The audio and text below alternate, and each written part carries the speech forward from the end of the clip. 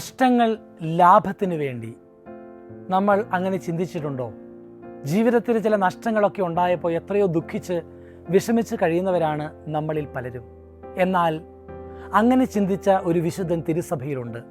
അദ്ദേഹത്തിൻ്റെ പേരാണ് വിശുദ്ധ അൽഫോൻസ് ലിഗോരി. വിശുദ്ധ അൽഫോൻസ് ലിഗോരി വളരെ പ്രശസ്തനായ ഒരു വക്കീലായിരുന്നു വൈദികനാകുന്നതിന് മുമ്പ്.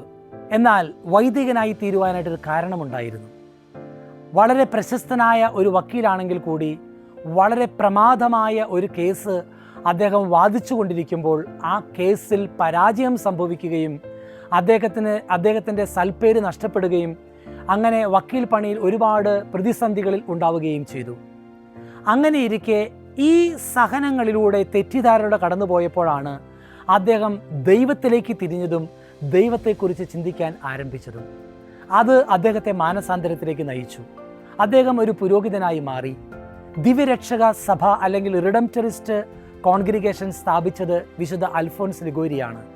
എന്നാൽ എന്ത് സംഭവിച്ചു പിന്നീട്? അദ്ദേഹത്തിൻ്റെ സഭയിൽ അനേകം വൈദികരും സെമിനാരിക്കാരൊക്കെ ഉണ്ടായിക്കൊണ്ടിരുന്നെങ്കിലും സഭയിൽ ചില ഇൻറ്റേർണൽ പൊളിറ്റിക്സ് അല്ലെങ്കിൽ പലതരത്തിലുള്ള ഭിന്നതകൾ വന്നിട്ട് ഒരു വ്യക്തി ഒഴിച്ച് ബാക്കി എല്ലാവരും സഭ വിട്ടുപോയി. അപ്പോൾ അദ്ദേഹത്തിന് സ്വാഭാവികമായിട്ടും ദുഃഖം ഉണ്ടാകണം, നിരാശയുണ്ടാകണം, വിഷമിക്കണം. മാത്രമല്ല വിട്ടുപോയവരെന്ത് ചെയ്തു? വേറെ ഒരു സഭ ആരംഭിക്കുകയും ചെയ്തു. അപ്പോൾ അത് കൂടുതൽ ദുഃഖത്തിന് കാരണമായിട്ട് മാറാം. പക്ഷേ വിശുദ്ധ അൽഫോൻസ് ലിഗോരി എന്തു പറഞ്ഞെന്നറിയാമോ?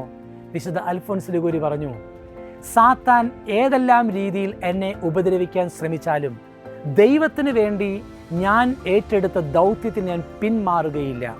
മാത്രമല്ല ദൈവത്തിന് വേണ്ടി ഞാൻ ചെയ്യുന്ന കാര്യങ്ങൾ ഒരിക്കലും ഉപേക്ഷിക്കുകയില്ല.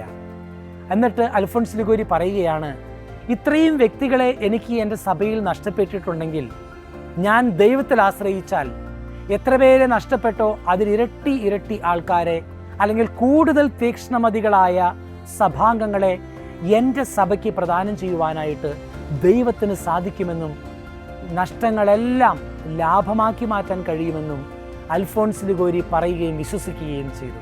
ചരിത്രം അതാണ് സാക്ഷ്യപ്പെടുത്തുക.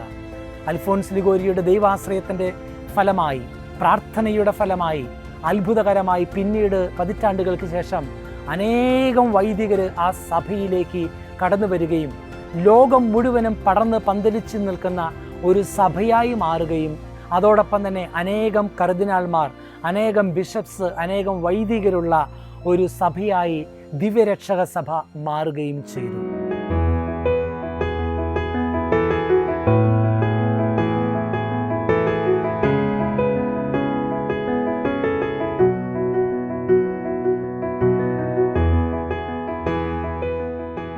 വിശുദ്ധ അൽഫോൻസ് ലിഗോരി പറയുകയാണ്, ദൈവത്തിൽ ആശ്രയിക്കുവാൻ വേണ്ടി ചിലപ്പോൾ ദൈവം മാനുഷികമായി നമുക്ക് ലഭിക്കുന്ന സപ്പോർട്ടുകളും കോൺസോലേഷൻസൊക്കെ നമ്മുടെ അടുത്തുനിന്ന് പിൻവലിക്കാറുണ്ട്. അതെ, സത്യമാണത്. ലൂയിസ് ഈവലി എന്ന് പറയുന്ന വലിയ പ്രശസ്തനായ ഒരു എഴുത്തുകാരൻ പറയുന്നുണ്ട്, ദൈവം തനിക്ക് ഇഷ്ടപ്പെട്ടവരുടെ പോക്കറ്റിൽ കൈയിടും, എന്നിട്ട് തനിക്ക് ഇഷ്ടപ്പെട്ടതിനെ എടുത്തുകൊണ്ടു പോകും. ഇത് അവർ ദൈവത്തിൽ ആശ്രയിക്കുന്നതിന് വേണ്ടിയാണ്. അതെ, സത്യമാണ്. ഒരുപക്ഷെ നമ്മുടെ ജീവിതത്തിൽ ചിന്തിച്ചു നോക്കിയേ, നമ്മുടെ കൂടെ ഉണ്ടായിരുന്നവർ കൂടൊഴിഞ്ഞു പോവുകയും കൂട്ടം പിരിഞ്ഞു പോവുകയും ചെയ്യുന്ന എത്രയോ അനുഭവങ്ങളാണ് വിശുദ്ധ അൽഫോൻസ് ലിഗോരിയെ പോലെ നമ്മുടെ ജീവിതത്തിൽ ഉണ്ടായിട്ടുള്ളത്. നമ്മളെ സ്നേഹിച്ചു എന്ന് കരുതിയവർ, നമ്മുടെ കൂടെയുണ്ടെന്നും കൂട്ടിനുണ്ടായിരുന്നുവെന്നും കരുതിയവരൊക്കെ ഒരു പക്ഷേ നമ്മളെ പിരിഞ്ഞു പോവുകയോ അല്ലെങ്കിൽ കൂടെ ഉണ്ടായിരുന്നിട്ടും നമ്മളെ സപ്പോർട്ട് ചെയ്യാതിരിക്കുകയോ ശക്തിപ്പെടുത്താതിരിക്കുകയോ ചെയ്യുന്ന അനുഭവ കഥകൾ നമ്മുടെ ജീവിതത്തിലുമുണ്ട്. ഇതിലൊന്നും മനസ്സ് മടുക്കാതെ, ദുഃഖിക്കാതെ, നിരാശപ്പെടാതെ വിശുദ്ധ അൽഫോൻസ് ലിഗോരിയെ പോലെ തീക്ഷ്ണതയോടെ, ധീരതയോടെ ദൈവത്തിൽ ആശ്രയിച്ചാൽ എല്ലാ നഷ്ടങ്ങളെയും ലാഭങ്ങളാക്കി മാറ്റുവാൻ ദൈവത്തിന് സാധിക്കുമെന്ന് തന്നെയാണ് വിശുദ്ധ അൽഫോൻസ് ലിഗോരിയുടെ ജീവിതം പഠിപ്പിക്കുന്നത്.